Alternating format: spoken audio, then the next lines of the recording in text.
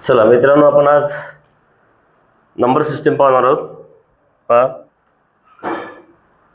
बघा, number system ज्याला आपण मराठीमध्ये संख्या प्रणाली म्हणतो. संख्या प्रणाली है ना, इंग्लिशमध्ये आपण त्याला काय म्हणतो?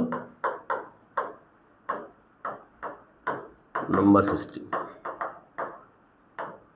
ज्या काही संख्या आहेत त्या संख्येचे प्रकार किती, त्याचे उपयोग कसे होतात, त्यावर कसे उदाहरण येतात, हे सगळं आपल्याला पाहायचं आहे. ओके, बघा सुरुवातीला पाहूया आपण नंबर्स, संख्या आहे ना. मुख्यतः दोन प्रकारच्या संख्या असतात.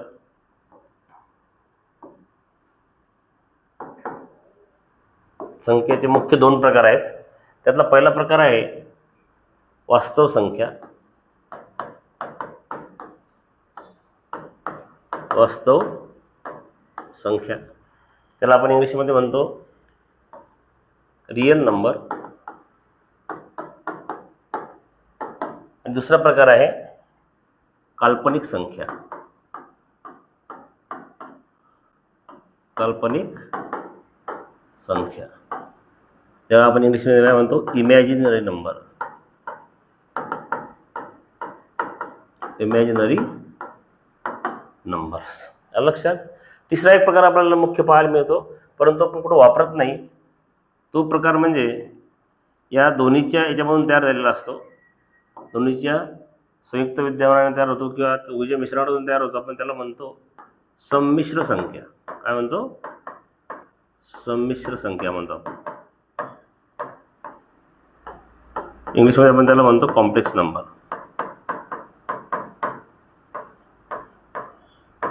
हा प्रकार जास्त ठिकाणी वापरायला मिळत नाही किंवा याच्यावर कुठल्या प्रकारची उदाहरणं येत नाहीत. ठीक आहे ना. मेन आपण बघूया हे दोन प्रकार. याच्यामध्ये पहिला आहे वास्तव संख्या. या वास्तव संख्येचे पुन्हा आपल्याला दोन प्रकार पडलेले दिसतात. तुम्हाला मुख्य दोन प्रकार पडलेले दिसतात. पहिला आहे परिमेय संख्या. परिमेय संख्या ज्याला आपण इंग्लिशमध्ये म्हणतो रॅशनल नंबर. लक्षात ठेवा. आणि सेकंड आहे अपरिमेय संख्या. अपरिमेय संख्या ज्याला आपण इंग्लिशमध्ये म्हणतो इररॅशनल नंबर. कोणती? इररॅशनल नंबर. लक्षात. यानंतर अजून परिमेय संख्येचे काही प्रकार पडतात. परिमेय संख्येचे पण अजून जर प्रकार पाहिले तर मुख्य दोन प्रकार पडलेले आपल्याला दिसतात परिमेय संख्येचे. एक आहे, पहिला आहे काय म्हणतो आपण त्याला? पूर्णांक संख्या. लक्षात ठेवा. इंग्लिशमध्ये आपण त्याला इंटिजर्स म्हणतो.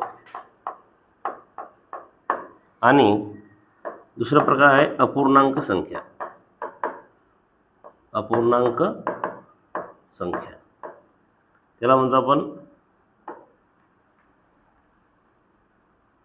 फ्रॅक्शन. काय म्हणतो आपण त्याला? फ्रॅक्शन्स. लक्षात ठेवा. ठीक आहे. त्यानंतर पूर्णांक संख्या जर आपण पाहिली तर पूर्णांक संख्या जर पाहिली तर पूर्णांक संख्येचे आपल्याला पुन्हा दोन प्रकार पाहायला मिळतात. आपण पूर्णांक पाहिले आणि हे अपूर्णांक पाहिले. ठीक आहे. हे दोन आहेत मुख्य. याचे पुन्हा आपल्याला प्रकार पाहायला मिळतात. पूर्णांक संख्येचे प्रकार पाहूया आपण.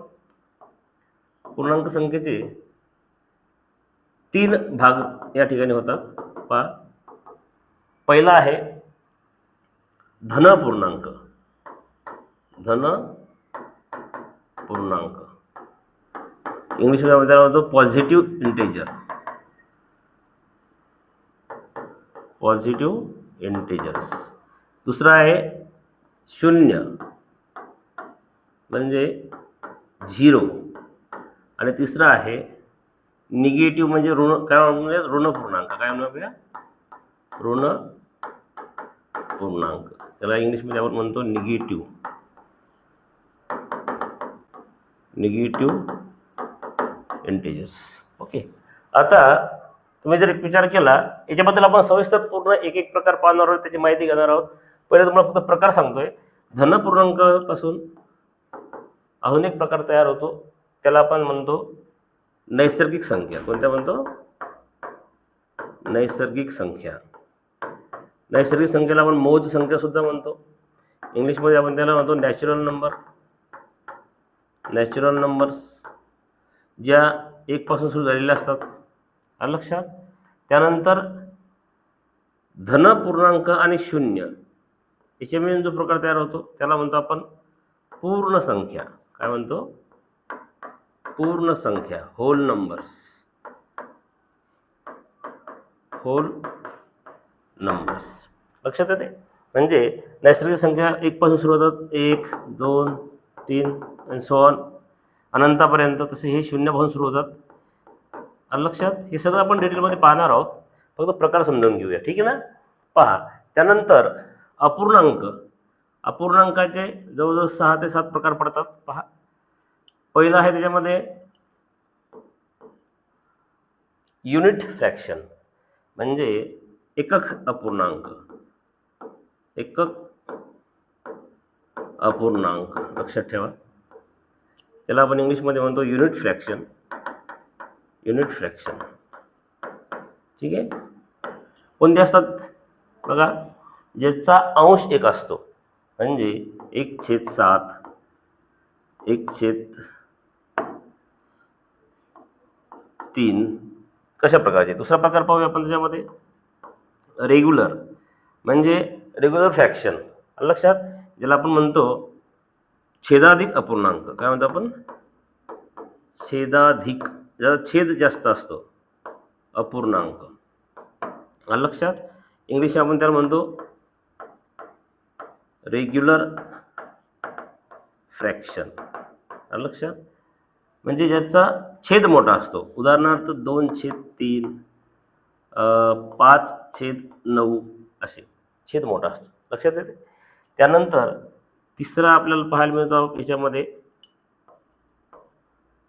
अंशाधिक.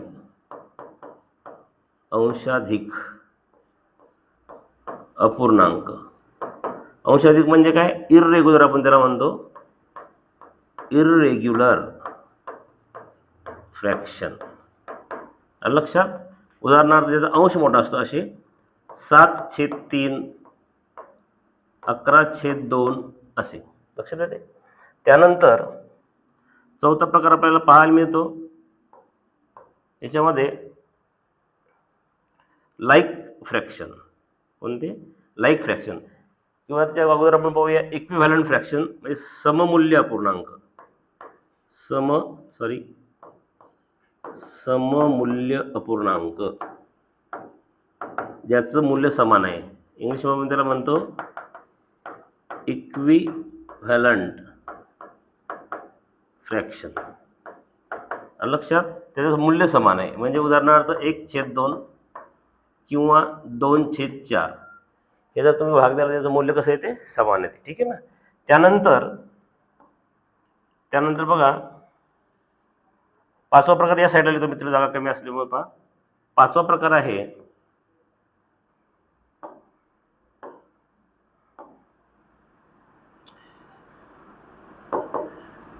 पाचवा जो प्रकार पडतो तो कोणता आहे? Regular like fraction. कोणता? म्हणजे आपण मराठीत लिहू अगोदर त्याला. लाईकला आपण त्याला म्हणतो समच्छेद अपूर्णांक. काय हो? समच्छेद अपूर्णांक, ज्याला आपण इंग्लिशमध्ये म्हणतो लाईक फ्रॅक्शन. Like fraction. लक्षात? म्हणजे ज्यांचे छेद समान आहेत, 3/5, 7/5 छेद समान आहेत, त्यांना आपण म्हणतो लाईक फ्रॅक्शन किंवा समच्छेद अपूर्णांक. आणि पुढचा प्रकार जर आपल्याला पाहायचा असला 6वा, तर तो आहे विषमछेद. विषमछेद अपूर्णांक. लक्षात? म्हणजे unlike fraction. Unlike fraction. Okay? Unlike fraction. पहा, म्हणजे ज्याचे छेद समान नाही आहेत. उदाहरणार्थ 2/7, 9/13 लाईक दिस. ठीक आहे ना? आणि एक शेवटचा आपल्याला वजन प्रकार पाहायला मिळतो, तो म्हणजे 7वा. तो प्रकार आहे पहा डेसिमल फ्रॅक्शन, म्हणजे दशांश. हे सगळं आपण डिटेल पाहणार आहे. अपूर्णांक आहे ना, हे तुम्हाला सगळ्यांना माहीत आहे. डेसिमल फ्रॅक्शन, दशांश अपूर्णांक. जी संख्या दशांश स्वरूपात मांडली जाते 0.3, 2.07 लाईक दिस. लक्षात येते. तर हे काय सगळे प्रकार आहेत पहा. पुन्हा एकदा आपण थोडंसं त्यावर काय करूया 2 मिनिटांमध्ये. संख्याचे मेन मुख्य प्रकार किती पडतात? 2. लक्षात, रिअल नंबर आणि इमॅजिनरी, वास्तव संख्या आणि काल्पनिक संख्या. दोघांच्या एकत्रकरणातून एक संख्या तयार होते, त्याला म्हणतात संमिश्र संख्या. ही जास्त आपल्याला अभ्यासाला येत नाही. इमॅजिनरी नंबर खूप कमी आहेत. वास्तव संख्येचे अजून 2 प्रकार पडतात. परिमेय संख्या, हे आपण डिटेल पाहणार आहे. अपरिमेय संख्या, रॅशनल नंबर, इरॅशनल नंबर. लक्षात. त्यानंतर परिमेय संख्येचे जे 2 प्रकार पडतात, पूर्णांक संख्या, अपूर्णांक संख्या. ओके. अपरिमेयचे काही जास्त प्रकार नाही आहेत. पूर्णांक म्हणजे इंटेजर्स, त्याला इंग्लिशमध्ये आपण म्हणतो. अपूर्णांकाला आपण फ्रॅक्शन म्हणतो. आता पूर्णांकाचे जे 3 भाग होतात महत्त्वाचे, लक्षात ठेवा. ठीक आहे. अपूर्णांकाचे आपण डिटेलमध्ये घेऊ. पूर्णांकाचे 3 भाग कोणते? धनपूर्णांक, पॉझिटिव्ह इंटेजर्स 0, आणि ऋण पूर्णांक. जे आपण नंबर लाईन काढतो त्या नंबर लाईनवर काय असते बघा, मध्ये 0 असते. इकडे 1, 2, 3 आहे ना. इकडे -1, -2, -3 अशी नंबर लाईन असते. याच्यामधला हा 0 मध्ये असतो, आणि इकडं धनपूर्णांक, इकडं ऋणपूर्णांक. लक्षात. तर धनपूर्णांक म्हणजे काय? नैसर्गिक संख्या त्या 1 पासून सुरू होतात. 0 माहिती तुम्हाला, एक संख्या 0, 0. ऋणपूर्णांक म्हणजे -1, -2 वगैरे. लक्षात. ठीक आहे. या ठिकाणी चुकून मी तुम्हाला याचा अपूर्णांकाचे प्रकार आहे, ते ऋणपूर्णांकाचे नाहीत, बाण दाखवतात ना पहा. ठीक आहे. आता नैसर्गिक संख्या, धनपूर्णांकापासून नैसर्गिक संख्या तयार होतात. धनपूर्णांक आणि 0 जर एकत्र केलं तर पूर्ण संख्या, म्हणजे कारण 0 पासून सुरुवात होते पूर्ण संख्येची, आणि नंतर नैसर्गिक संख्या म्हणजे 0, 1, 2, 3 तर अनंतापर्यंत. हे कोणते झाले? पूर्ण संख्या. नैसर्गिक संख्या फक्त 1 पासून सुरू होतात अनंतापर्यंत. शेवटची सर्वात मोठी सांगता येत नाही, आपण डिटेल पाहणार आहे. ठीक आहे. त्यानंतर पहा दुसरा जो भाग होता आपला अपूर्णांकाचा. अपूर्णांकाचे जे भाग या ठिकाणी पडतात जवळजवळ 7. या ठिकाणी काय म्हणतात? अपूर्णांकाचे प्रकार पडतात. एकक अपूर्णांक, एकक म्हणजे युनिट फ्रॅक्शन आपण त्याला म्हणतो, ज्याचा अंश 1 आहे, त्याला काय म्हणतो आपण? एकक अपूर्णांक म्हणतो. दुसरा प्रकार आहे छेदाधिक अपूर्णांक. छेद अधिक, त्याचा छेद मोठा आहे, त्याला रेग्युलर फ्रॅक्शन म्हणतात. ॲक्च्युली फ्रॅक्शन असाच असतो, म्हणजे 3 पैकी 2 भाग, 9 पैकी 5 भाग. लक्षात येते. हा रेग्युलर अपूर्णांक. इररेग्युलर म्हणजे काय? की ज्याचा अंश मोठा आहे आणि छेद लहान आहे, त्याला आपण म्हणतो इररेग्युलर फ्रॅक्शन. लक्षात येते. उदाहरणार्थ 7/3, 11/2. चौथा प्रकार आपण पाहिला सममूल्य अपूर्णांक. सममूल्य म्हणजे दोघांच्या किमती सारख्या सॉल्व्ह केल्यानंतर. 1/2 म्हणजे हाफ. 2/4 जर मी भागलं, 2 2 4, त्याचं सुद्धा व्हॅल्यू काय येते? 1/2 येते, म्हणजे त्याची व्हॅल्यू सेम येते. लक्षात येते. इक्विव्हॅलंट आपण त्याला इंग्लिशमध्ये म्हणतो. 5वा प्रकार मी या ठिकाणी लिहिला, थोडी जागा कमी वाचल्यामुळं. समच्छेद अपूर्णांक. समच्छेद म्हणजे काय? ज्यांचे डिनॉमिनेटर इक्वल आहेत, छेद समान आहेत. न्यूमरेटर काय असू शकतं. ठीक आहे. ज्यांचे छेद समान आहे त्यांना आपण समच्छेद इंग्लिशमध्ये त्याला म्हणतात लाईक फ्रॅक्शन. अनलाईक म्हणजे काय? ज्याचे छेद समान नाहीत, म्हणजे विषम छेद. समान आहे म्हणजे विषम आहेत, भिन्न आहेत, त्याला आपण म्हणतो अनलाईक फ्रॅक्शन. है ना. ते कसे असतात? अंश आणि छेद वेगळे असू शकतात. आपल्याला अंश सेम पण असू शकतात. आपल्याला महत्त्वाचा जो प्रकार पडतो तो छेदावरून पडतो, छेद समान नाही. ओके. नेक्स्ट 7वा जो शेवटचा प्रकार आहे तो डेसिमल फ्रॅक्शन, दशांश अपूर्णांक. जी संख्या आपण, जो अपूर्णांक दशांश रूपामध्ये आपण मांडतो त्याला आपण म्हणतो डेसिमल फ्रॅक्शन. लक्षात. आता हे झाले मुख्य प्रकार. याच्या व्यतिरिक्त जे काही उपप्रकार आहेत, समसंख्या आहे, इव्हन नंबर, ऑड नंबर, हे सगळं आपण डिटेलमध्ये पाहणार आहोत. लक्षात येते. हे मुख्य प्रकार आहेत. ते जे प्रकार पडतात ते या ठिकाणी पूर्णांक आणि अपूर्णांकाचे पडतात. अजून जे पुढे प्रकार पाहिजे आपल्याला. ओके.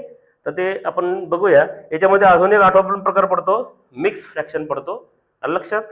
आपण 8वा अजून जर प्रकार पाहायचा म्हटला तर तो कोणता पडतो? मिश्र अपूर्णांक. कोणता?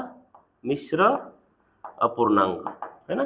मिक्स म्हणजे काय असते हो? एक पूर्णांक आणि एक अपूर्णांक. म्हणजे उदाहरणार्थ 2.3/5 असा तो मिश्र असतो.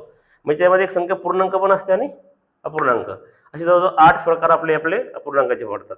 त्यानंतरचे सुरू होतात संख्या, त्या पूर्णांकाचे प्रकार असतात ते सम कशामुळे, विषम कशामुळे, मूळ संख्या कोणती, संयुक्त संख्या कोणती, हे सगळे उपप्रकार आहेत.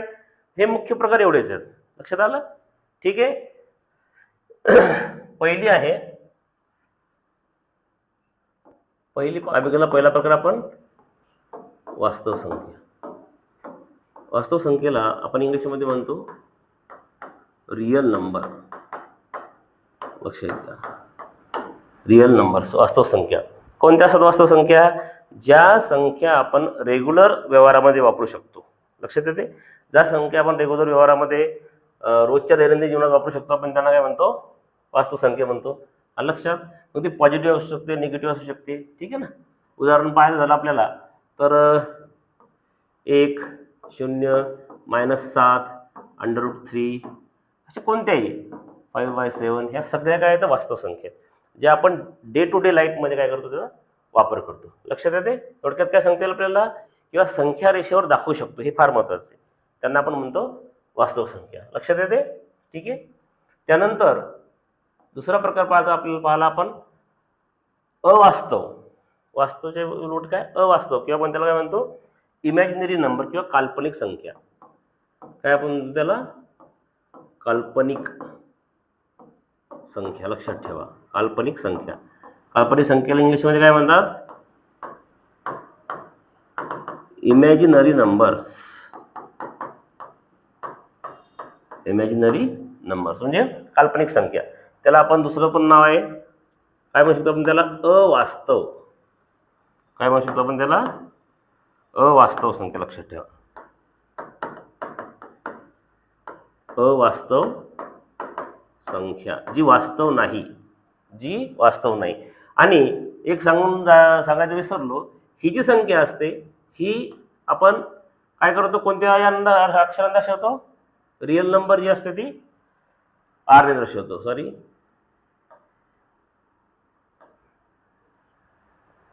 ओके.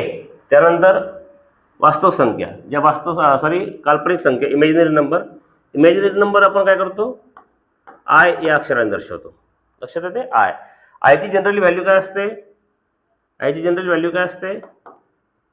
√मध्ये -1. म्हणजे अशी कुठलीही संख्या आपण व्यवहारात वापरत नाही.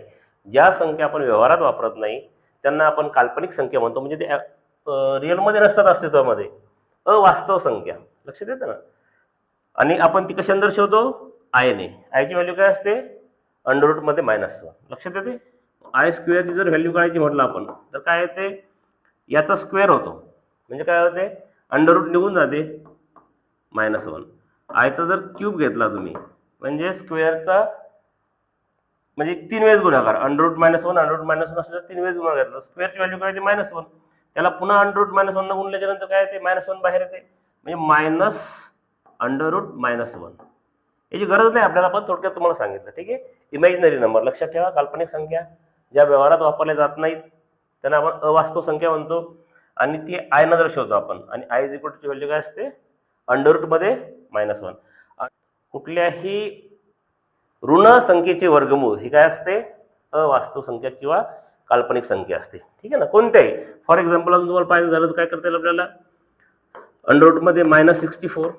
जरी पूर्णवर्ग संख्या पण √मध्ये मायनस आहे, त्याचं वर्गमूळ बाहेर येत नाही, है ना? त्यामुळे ती काल्पनिक संख्या येते. ओके.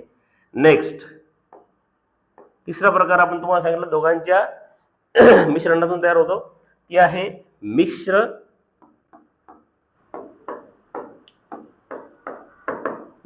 संख्या. त्याला आपण म्हणतो कॉम्प्लेक्स नंबर. मिश्र संख्या, किंवा आपण त्याला अजून एक थोडं शेपूट जोडूया, आपण त्याला संमिश्र संख्या सुद्धा म्हणतो.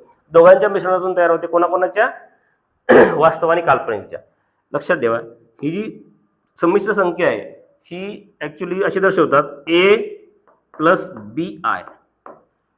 A+BI अशी ती दर्शवली जाते. याच्यामध्ये ए हा जो भाग असतो हा रिअल भाग असतो. कोणता? रिअल पार्ट असतो, वास्तव भाग असतो. आणि हा जो बी भाग असतो, बी हा काय असतो? इमॅजिनरी. लक्षात ठेवा, इमॅजिनरी पार्ट आपण त्याला म्हणूया किंवा काल्पनिक भाग काय म्हणूया आपण त्याला, हा रिअल पार्ट हा इमॅजिनरी पार्ट, आणि याच्यामधला जो हा आय आहे, आय हा जो आय आहे याला म्हणतात इमॅजिनरी युनिट, म्हणजे काल्पनिक एकक. आयला काय म्हणतात, इमॅजिनरी युनिट. या आयला लक्षात ठेवा. याला म्हणजे ही अशी बनते दोघांच्या मिश्रणातून, त्यामध्ये एक पूर्ण रिअल म्हणजे वास्तव संख्या असते आणि दुसरी इमॅजिनरी संख्या असते. ती मांडतात कशी, ए प्लस बी आय. एला म्हणतो आपण रिअल पार्ट म्हणजे वास्तव भाग, बीला म्हणतो इमॅजिनरी पार्ट म्हणजे अवास्तव किंवा आपण त्याला म्हणतो काल्पनिक भाग, आणि त्यातला जो आय असतो तो असतो इमॅजिनरी युनिट म्हणजे काल्पनिक एकक. लक्षात येते, हे काल्पनिक एकक. ही तुम्हाला कुठे अभ्यासक्रमाला नाहीये, फक्त माहिती असणं आवश्यक आहे. ओके, नेक्स्ट पहा. त्यानंतर चौथा प्रकार आपण पाहिलेला आहे. चौथा प्रकार म्हणजे आता वास्तव संख्येचे प्रकार सुरू होतात. डिटेलमध्ये पाहायचं सांगितलं तुम्हाला, मी सांगितलं होतं. तर त्याच्यामध्ये आहे परिमेय संख्या. कोणती आहे, परिमेय संख्या. ठीक आहे, ज्याला आपण म्हणतो रॅशनल नंबर. काय म्हणतो आपण त्याला, रॅशनल नंबर्स. ओके, परिमेय संख्या कोणत्या असतात परिमेय संख्या, थोडंसं लक्षात घ्या. त्याची व्याख्या जर काय झाली थोडीशी वेगळ्या पद्धतीने व्याख्या केली जाते. त्याची व्याख्या केली जाते अशी पहा, जी संख्या p/q या स्वरूपामध्ये मांडली जाते, म्हणजे एक अंश आणि दुसरा छेद या रूपात ज्याला मी मांडू शकतो, आणि q मात्र शून्य नसावा, q not equal to 0. The number which can be written in the form of p/q where q is not equal to 0. काय कंडिशन आहे, जी संख्या मी p/q स्वरूपात मांडू शकतो ज्या ठिकाणी छेद शून्य नाहीये, आणि अजून एक काय p किंवा q हे काय आहेत, रिअल नंबर्स आहेत. म्हणजे ह्या काय आहेत, वास्तव संख्या आहेत. या दोन्ही वास्तव संख्या आहेत. कोणत्या हो, p आणि q. म्हणजे जेव्हा दोन वास्तव संख्या मी अंश आणि छेदाच्या स्वरूपात मांडतो, लक्षात येते, छेद शून्य नसला पाहिजे, अशा वेळेस त्या संख्येला मी परिमेय संख्या असं म्हणतो. लक्षात येते, म्हणजे कुठलीही संख्या ही परिमेय संख्या येते, अपरिमेय संख्या सोडल्या तर. अपरिमेय संख्या कोणत्या असतात की ज्या संख्या या स्वरूपात मांडता येत नाही, ज्या संख्येचं वर्गमूळ निघत नाही, है ना, अशा अलग अलग प्रकारच्या व्याख्या केल्या जातात पहा. ठीक आहे, याचे आपल्याला काय करता येते, परिमेय संख्या जर पाहिजे झालं काय काय करता येते लक्षात ठेवा. या ठिकाणी दोन्ही संख्या कशा असतात, वास्तव असतात. नंतर यांचे बघा, यांचे जे काही दशांश रूप आहे, कोणतं रूप आहे, दशांश रूप. या संख्येचे दशांश रूप है ना, याचा जो फ्रॅक्शन म्हणतो डेसिमल फ्रॅक्शन, तो कसा असतो, खंडित. कसा असतो, एकतर खंडित. लक्षात येते, खंडित असतो. म्हणजे तो ज्यावेळेस पॉईंटच्या नंतर येणाऱ्या संख्या स्टॉप होतात, एका विशिष्ट ठिकाणी स्टॉप होतात. लक्षात येते, आणि जर स्टॉप नाही झाल्या एक तर खंडित असतो, किंवा कसा असतो, अखंडित, परंतु कसा, आवर्ती. समजून सांगतोय तुम्हाला मी पहा, अखंडित आवर्ती रूप असते. ठीक आहे ना, एकतर खंडित रूप असते. फॉर एक्झाम्पल पहा, लक्ष द्या माझ्याकडं. फॉर एक्झाम्पल पहा, 10 मी घेतो तुम्हाला 4 ही संख्या आहे, याला मला भागायचं आहे. ठीक आहे, भागत असताना पहा काय होतो, 4 दुने 8, पॉईंट दिला, खाली काय उरले, 2 उरले. ठीक आहे ना, शून्य घेतला, 20 झाले, 4 पंच 20. लक्षात येते, याचं रूप काय आलं, दशांश रूप कसं आलं, खंडित, संपला, भागाकार संपला, पुढे भागाकार नाहीये. लक्षात येते, याला म्हणतो आपण परिमेय संख्या. दुसरं एक्झाम्पल पाहूया आपण, 10/3. याचं जर उत्तर काढायचं झालं तर बघा काय येतं, 3 त्रिक 9, खाली उरला एक, पॉईंट घेतला, एक उरला, त्याच्यावर शून्य घेतलं, 10 झाले, पुन्हा 3 त्रिक 9, पुन्हा एक उरणार, पुन्हा शून्य घेणार मी आता, पुन्हा पॉईंट देणार, पुन्हा 3 त्रिक 9. हे असं कंटिन्यू चालत राहणार. म्हणजे 3 3 3 3 हा अंक रिपीट होत जाणार. लक्षात येते, हा अंक पुन्हा पुन्हा पुन्हा येतो. याला जी लिहिण्याची पद्धत असते, 3.333 करून डॉट डॉट करा, किंवा याला आपण मी कसं लिहू शकतो, 3.3 बार. त्या 3च्या डोक्यावर काय करायचं, डॉट द्यायचा. याचा अर्थ काय होतं, ते तीच संख्या पुन्हा पुन्हा काय होणार आहे, रिपीट होणार आहे. लक्षात येते? ठीक आहे. दशांश रूप एकतर खंडित असते की अखंडित जर असेल तर ते काय असते, रिपीट. याला इंग्लिशमध्ये आपण काय म्हणतो, टर्मिनेटिंग असतो किंवा नॉन टर्मिनेटिंग आणि रिकरिंग असतो. म्हणजे अखंडित जर असेल तो सतत सतत येत असेल, परंतु सेम संख्या किंवा सेम ग्रुप ऑफ नंबर, एखाद्या 2 अंकाचा सुद्धा एक गट असा रिपीट होतो, 2 किंवा 3 अंकाचा. लक्षात येते? एकतर 1 अंक किंवा 2 किंवा 3 जर असतील ते गटागटाने रिपीट होतात. ठीक आहे. ह्या संख्या जर वर्गमुळात असतील, ह्या संख्या कशा असतील, वर्गमुळात जर असतील तर त्या संख्या पूर्ण वर्ग असतात. उदाहरणार्थ √4, √64 ज्याचं वर्गमूळ निघू शकते, अशा संख्या वर्गमुळात जर असल्या तर त्या परिमेय संख्या असतात. लक्षात येते? चला पुढचा प्रकार बघूया आपण. पुढचा प्रकार आहे अपरिमेय संख्या. कोणता प्रकार आहे? अपरिमेय संख्या. ठीक आहे. त्याला आपण म्हणूया इररॅशनल नंबर. इररॅशनल नंबर्स. बघा याच्यामध्ये थोडंसं याच्या व्यतिरिक्त आहे. चेंजेस काय बघा, महत्वाची व्याख्या काय असते, अपरिमेय संख्येची व्याख्या काय असते, 2 असते की जी संख्या पीछे क्यू या स्वरूपात मांडता येत नाही. लक्षात? त्याला आपण अपरिमेय संख्या म्हणतो. म्हणजे पीछे क्यू या स्वरूपात ती मांडता येत नाही. दुसरी गोष्ट पहा, ज्या संख्येचे दशांश रूप, काय संख्येचे दशांश रूप कसे असते, दशांश रूप कसे असते पहा, अखंडित तर असतेच, अखंडित तर असतेच, परंतु कसं असते, अनावर्ती. कसं असते, अनावर्ती. अखंडित अनावर्ती, रिपीट होत नाही. फॉर एक्झाम्पल पहा, उदाहरणार्थ आपण पाहायचं झालं तर 7.019643 असा तो कंटिन्यू चालत राहतो. म्हणजे डेसिमल फ्रॅक्शनच्या नंतर, डेसिमल पॉईंट नंतर जे काही अंक येतात ते पुन्हा पुन्हा रिपीट होत नाहीत. कंटिन्यू वेगवेगळे अंक येत राहतात. भागाकार हा थांबत नाही, टर्मिनेट होत नाही. समजतं ना? है ना? सॉरी, या ठिकाणी काय झालं, टर्मिनेटिंग सांगितलं गेलं तुम्हाला मी. काय आहे?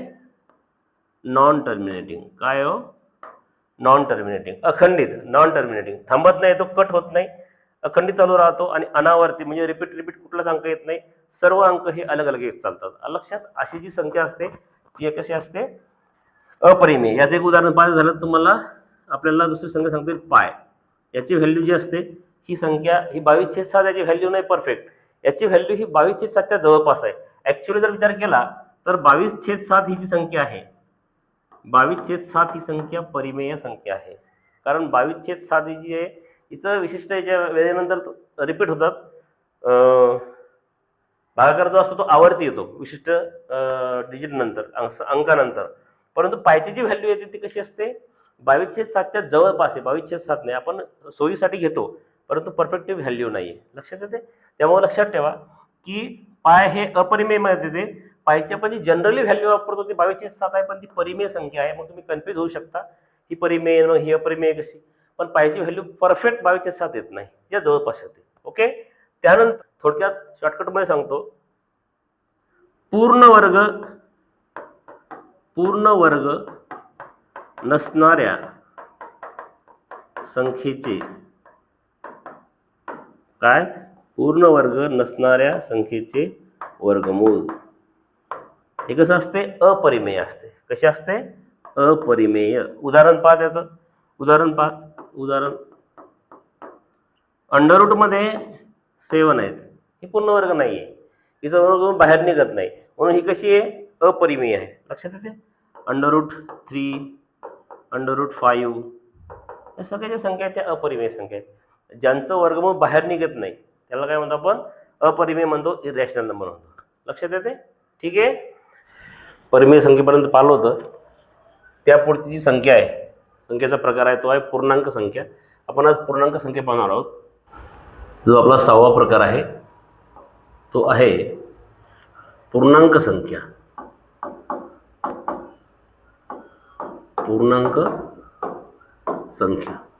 पूर्णांक संख्येला आपण इंग्लिशमध्ये म्हणतो इंटेजर्स. काय म्हणतो? इंटिजर्स. बघा, जनरली पूर्णांक संख्या म्हणजे काय, जी पूर्ण असते है ना, जी अपूर्ण नसते तिला पूर्णांक संख्या आपण म्हणतो. तर या संख्येचे साधारणतः तुम्हाला 3 प्रकार आपल्याला पाहायला मिळतात. महत्त्वाचे 3 भाग होतात. पहिली आहे धनपूर्णांक.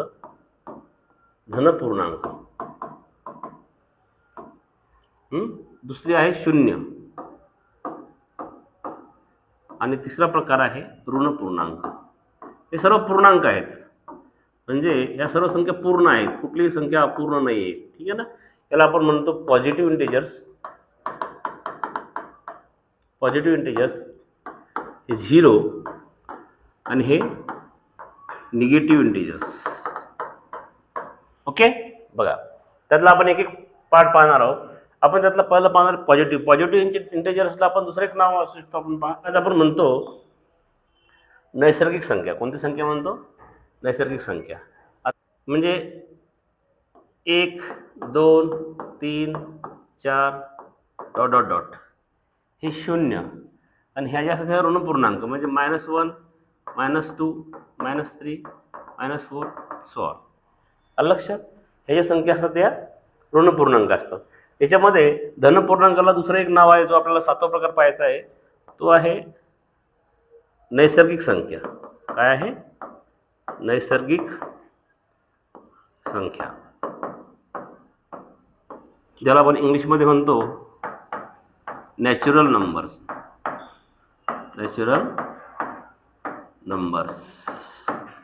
ओके. नॅचरल नंबर्स म्हणजे काय की जे 1 पासून स्टार्ट होतात है ना. जनरली आपल्याला तुम्हाला माहिती सगळ्यांना, म्हणजे जे संख्या 1 पासून स्टार्ट होतात, 1 2 3 4 5 सो ऑन, अनंतापर्यंत, इनफायनाईट पर्यंत, अप टू इनफायनाईट. लक्षात येते? म्हणजे याच्या नंतर काय म्हणतो आपण? अनंतापर्यंत.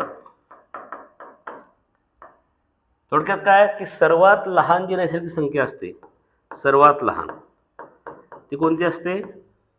1. लक्षात ठेवा, 1 ही सर्वात लहान नैसर्गिक संख्या आहे. तर सर्वात मोठी सांगता येत नाही. सर्वात मोठी नैसर्गिक संख्या काय असते? सांगता येत नाही. लक्षात ठेवा. ठीक आहे ना. ती आपल्याला सांगता येत नाही. ठीक आहे. आता बघा, नैसर्गिक संख्येमध्ये काय लक्षात महत्त्वाचं ठेवायचं की 1 पासून सुरू होतात. ह्या संख्या आपण दैनंदिन लाईफमध्ये वापरतो. संख्या एखाद्या वस्तू मोजण्यासाठी असेल, आपला डे टू डे लाईफमध्ये आपण या संख्या वापरत असतो. म्हणून आपण त्यांना दुसरं एक नाव दिलेले असते, त्याला आपण मोज संख्या सुद्धा म्हणतो. काय म्हणतो आपण त्यांना? मोज संख्या. आपल्या दैनंदिन व्यवहारात ह्या संख्या वापरल्या जातात, म्हणून त्यांना मोज संख्या सुद्धा म्हणतात. नंतर याला आपण प्राकृत संख्या असं सुद्धा म्हणतो. प्राकृत म्हणजे नैसर्गिक. लक्षात आहे? आता आपल्याला याचं कुठं काम पडते पहा. समजा तुम्हाला जर सांगितलं की नैसर्गिक संख्येची बेरीज, नैसर्गिक संख्यांची बेरीज, याच्यामध्ये बरेचसे प्रकार पडतात. कसे कसे पहा. याच्यामध्ये पहिला जर प्रकार पाहिला आपण, तर क्रमवार नैसर्गिक संख्येची बेरीज, म्हणजे पहिल्या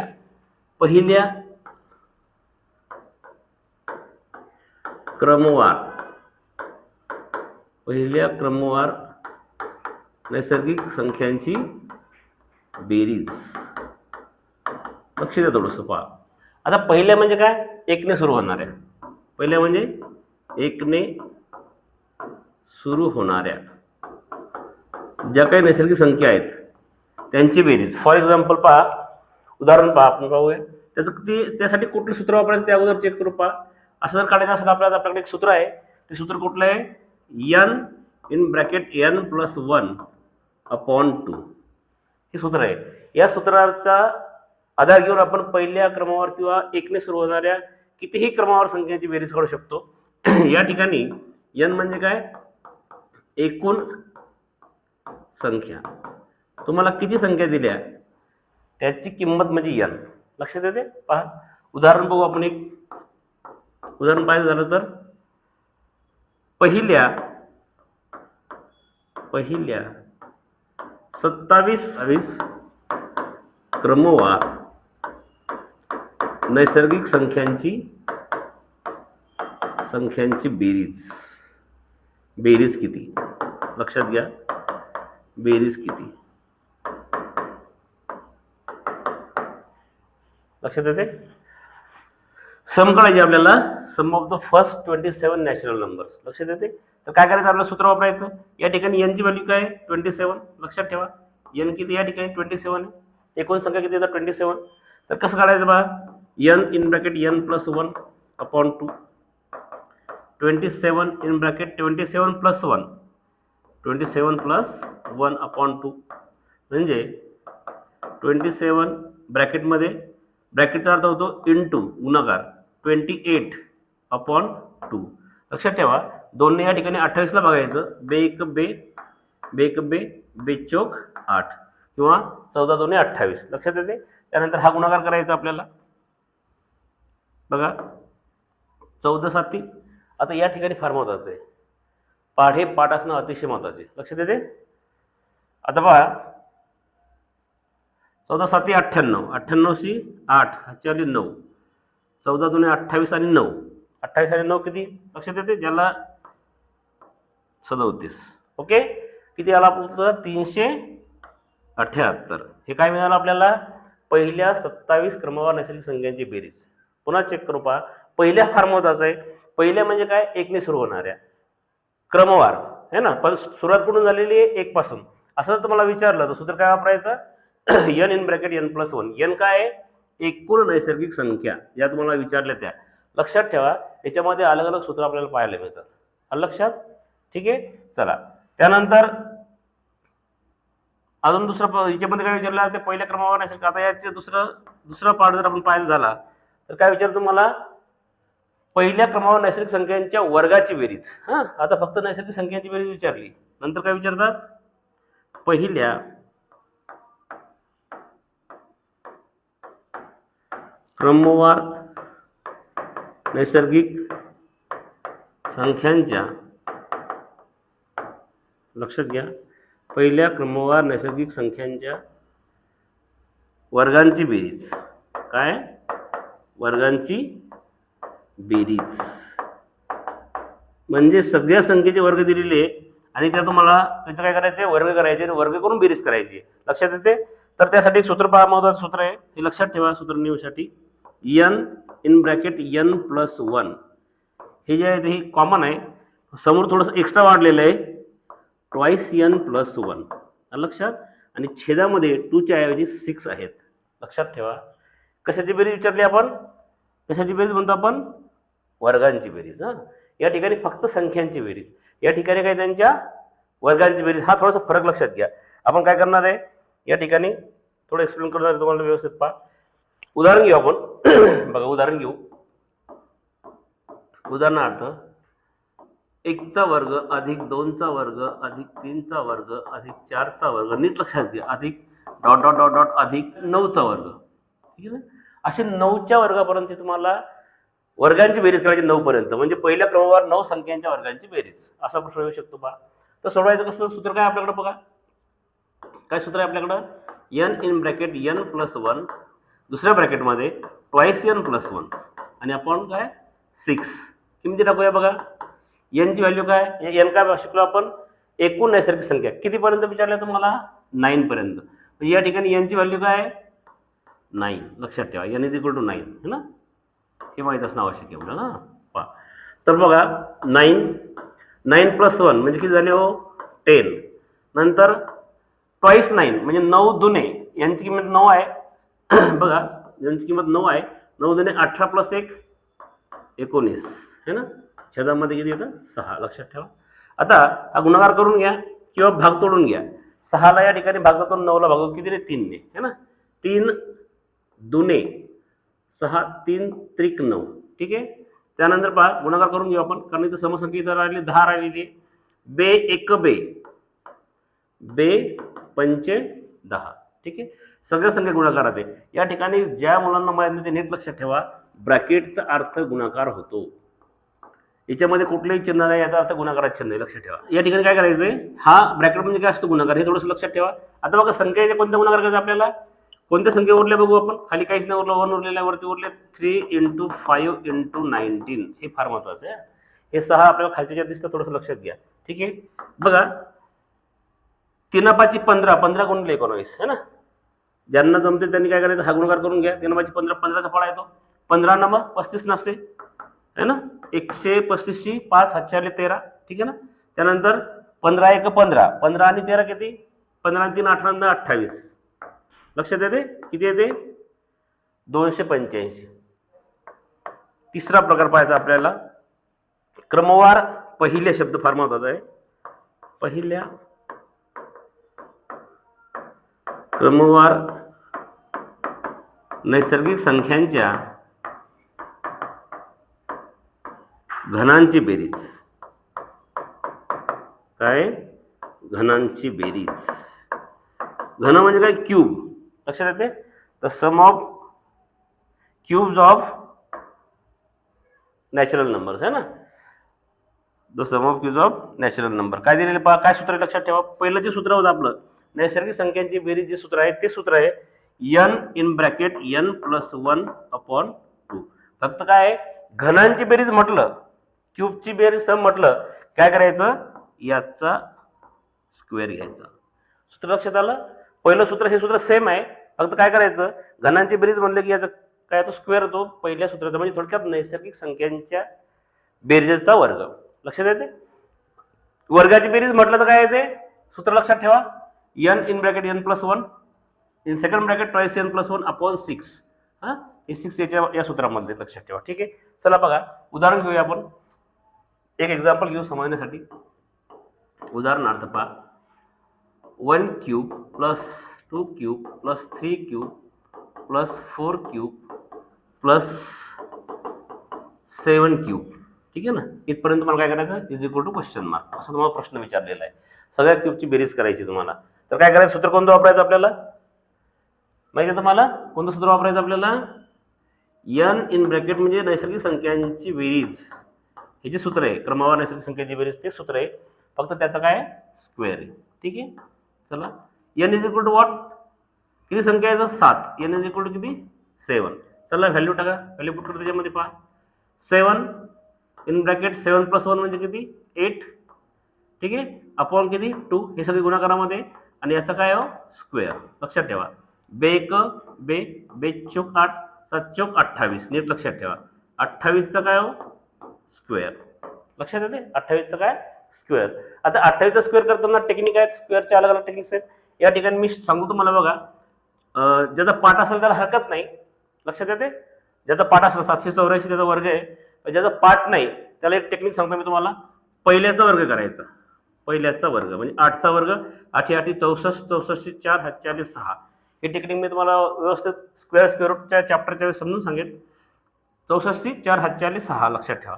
नंतर दुसरी स्टेप आहे, दोघांचा गुणाकार करायचा आणि दुप्पट करायची. 2 8 16, 16 2 32, 32 आणि 6 किती, 38, 38 8 हातच्याले 3. ओके. आणि लास्ट स्टेप काय, जो उरलेला आहे याचा स्क्वेअर करायचा. 2चा स्क्वेअर किती येतो, 4, 4 आणि 3 किती, 7. काय सांगितलं मला मी, 784 अगोदर सांगितलं होतं है ना. म्हणजे 784 काय आलेलं उत्तर तुमचं, 1 ते 7 पर्यंतच्या नैसर्गिक संख्यांच्या घनांची बेरीज. ओके, समजलं. चलो, त्यानंतर आता बघा, याच्या मला चौथा प्रकार पाहायचा आपल्याला. चौथा प्रकार कोणता पडतो पहा. आता आपण 1 ने सुरू होणाऱ्या पाहिल्या, पण काही काही संख्या कशा असतात, 1 ने सुरू होत नाही, ते मध्येच कुठेतरी सुरू होतात. अशा संख्यांची काय करायची आपल्याला, बेरीज करावी लागते. मग त्या दुसऱ्या प्रकारासाठी आहे की 1 ने सुरू न होणाऱ्या नैसर्गिक संख्यांची बेरीज. नैसर्गिक संख्यांची बेरीज. लक्षात घ्या, ज्या संख्या 1 ने सुरू होत नाहीत, परंतु क्रमवार शब्द फार महत्वाचा आहे. 1 ने सुरू न होणाऱ्या क्रमवार शब्द फार महत्वाचा आहे. क्रमवार हा मिस होता कामा नये. कोणत्याही नाही पाहिजे आपल्याला, क्रमवार पाहिजेत. 1 ने सुरू न होणाऱ्या क्रमवार. 1 ने सुरू होण्यासाठी काय सूत्र आहे होतं, n in bracket n + 1/2. Square नाही त्यासाठी, पण पहिलं पाहिलं. ठीक आहे ना. पण काही संख्या 1 ने सुरू होत नाही. फॉर एक्झाम्पल पहा, लक्षात घ्या. उदाहरणार्थ पहा 4 + 5 + 6 + 7 + 8 + +++1 + 12. आता ह्या एकने सुरुवात का नाही, 4 पासून स्टार्ट झाल्या तर त्यांची बेरीज काढायची, किंवा कधी कधी 12 पासून स्टार्ट होतात, 12, 13, 14, 15 अशा काहीतरी असू शकतात, ठीक आहे ना, त्यांची बेरीज काढायची. यासाठी महत्वाचं सूत्र लक्षात ठेवा काय आहे बघा, ज्या संख्या 1 ने सुरू होत नाहीत त्यांचं सूत्र पहा काय येतं त्यांच्यासाठी. क्रमवार नैसर्गिक संख्यांची बेरीज पण 1 ने सुरू होणार आहे.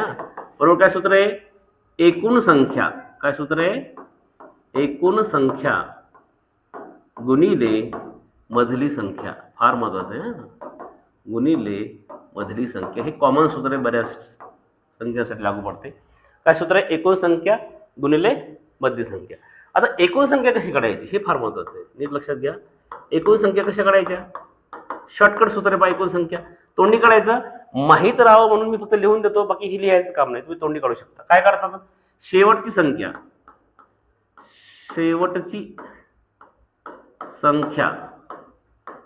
वजा पहिली संख्या, त्या क्रमवारीमध्ये शेवटची संख्या वजा पहिली संख्या, ठीक आहे. याची वजाबाकी करायची आणि +1 करायचा, म्हणजे तुम्हाला उत्तर मिळून जाते. लक्षात येते काय होतं आपलं, बघूया आपण. 4 ते 12 पर्यंत आपल्याला बेरीज करायची होती, ठीक आहे ना. बघा 4 ते 12 पर्यंत, तर काय होतं आपलं, शेवटची संख्या किती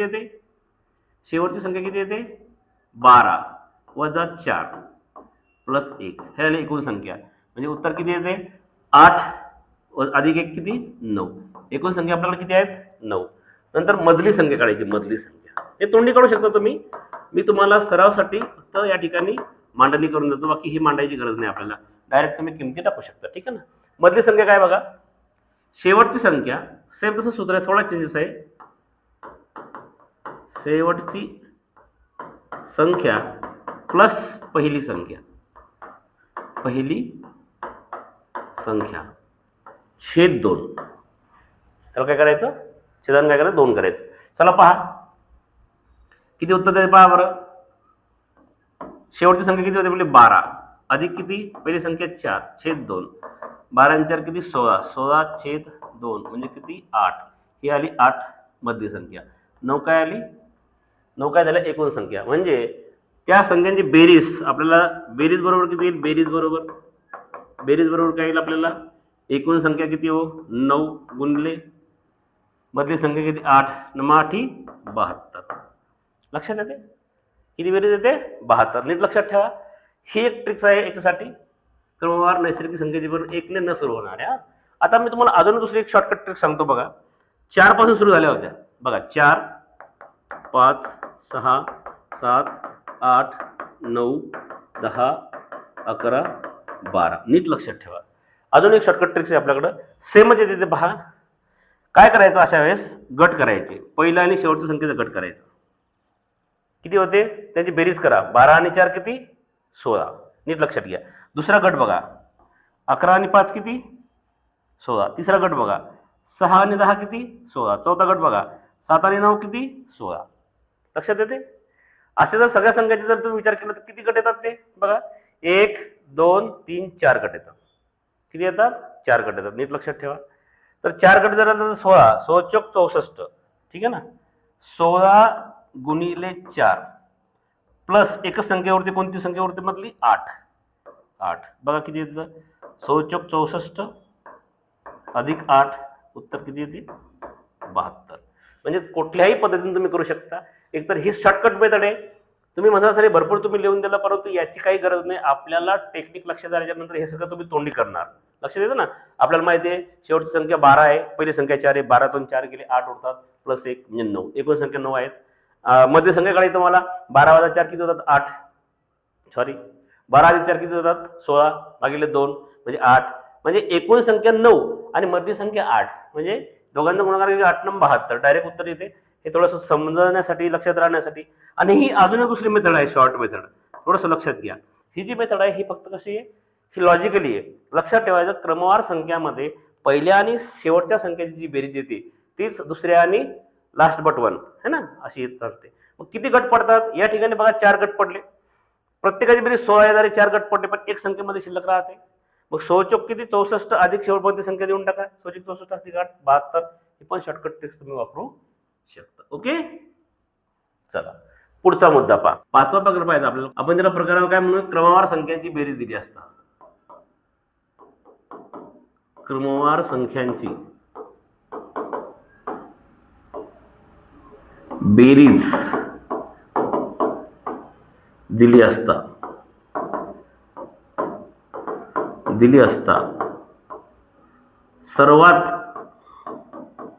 सर्वात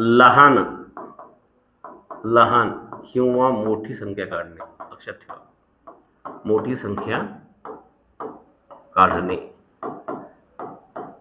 तुम्हाला क्रमवार संख्येची बेरीज दिलेली आहे, कोणत्या संख्या आहेत ते माहित नाही, त्यातली सगळ्यात लहान किंवा सगळ्यात मोठी संख्या काढायची.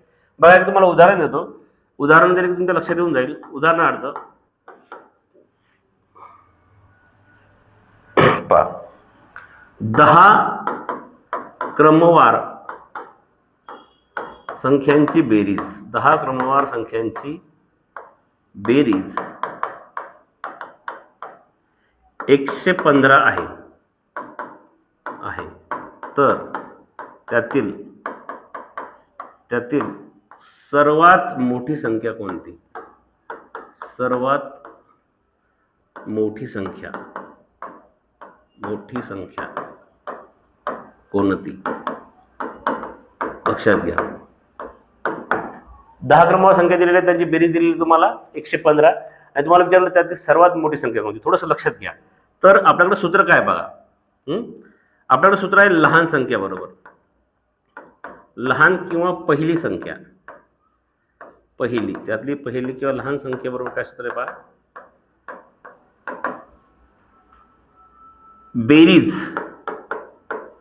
बेरीज वजा, लक्षात येते, सगळ्यांची बेरीज घ्यायची तुम्हाला, दिलेली बेरीज वजा n-1 नैसर्गिक संख्यांची बेरीज. समजून सांगतो तुम्हाला डिटेलमध्ये. अपॉन n म्हणजे एकूण नैसर्गिक संख्या. बघा लक्षात आहे इकडं, n म्हणजे काय, एकूण नैसर्गिक संख्या. बघा काय, लहान संख्या काढायची, नंतर मोठी जेव्हा मिळते. बघा काय सूत्र आहे, बेरीज किती दिलेली आपली हो, 115 दिलेली, वजा n-1 नैसर्गिक संख्याची बेरीज. आता n किती आहे आपल्याला, 10. एकूण संख्या किती आहेत आपल्या, एकूण संख्या किती आहेत आपल्याला, 10 संख्या देखून. बघा म्हणजे यांची व्हॅल्यू किती आहे, 10 क्रमांकावर संख्या आहेत, म्हणजे n किती, 10. तर 10 वजा 1 म्हणजे 9 क्रमांकावर नैसर्गिक संख्याची बेरीज घ्यायची तुम्हाला. म्हणजे काय बघा, 1 + 2 + 3 + 4 + 5 + 6 + 7 + 8 + 9 है ना, अशी बेरीज घ्यायची तुम्हाला. आणि छेदामध्ये काय घ्यायचं, n म्हणजे किती, 10. सोपं आहे ते, तुम्ही म्हणसा ही बेरीज कधी करत बसायची, म्हणून मी तुम्हाला अगोदर सूत्र शिकवलं आहे ना. 9 क्रमांकावर नैसर्गिक संख्याची बेरीज बघा शॉर्टकटमध्ये, नंतर पुसून टाकू आपण.